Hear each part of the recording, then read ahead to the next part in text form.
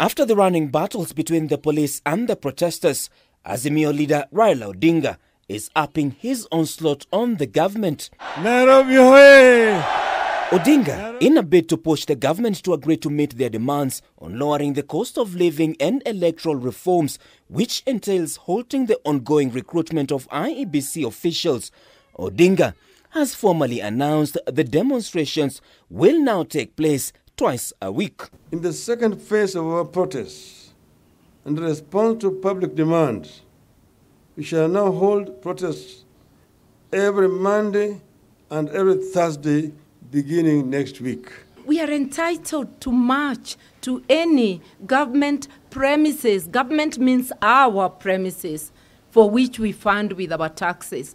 On the list of the new additions is a boycott, with Odinga training his guns to companies seen to be working with the Kenya Kwanza government. We call for the boycott of Safaricom, Kenya Commercial Bank, and Radio Africa Media, particularly the Star newspaper, who have become enablers and facilitators of this brutal regime.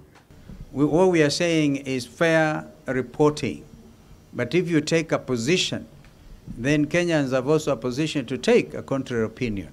Odinga is alleging to a plot to assassinate him alongside Wiper leader Kalonzo Musyoka during the demonstrations. There was an attempt on the lives of both Honorable Raila Odinga and Honorable Kalonzo Musyoka.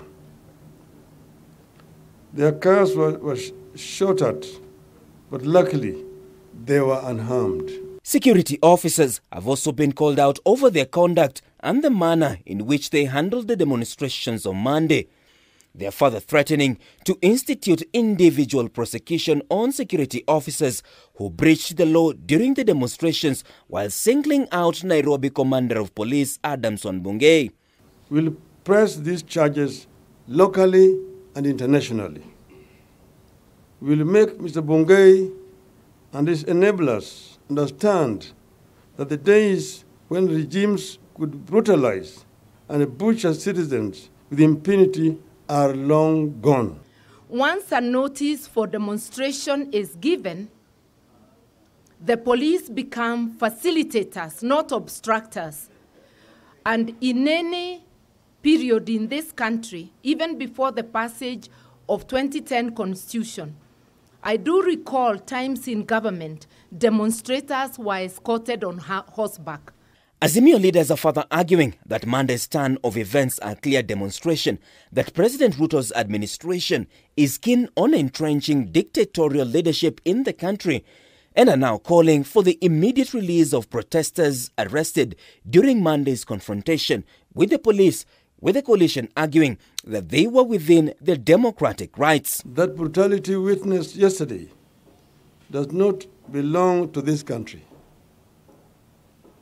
It is the more disgusting because the citizens were acting within the provisions of the Constitution and were given notice of the intention to march on Nairobi. Martin Opio, K24 TV, Nairobi.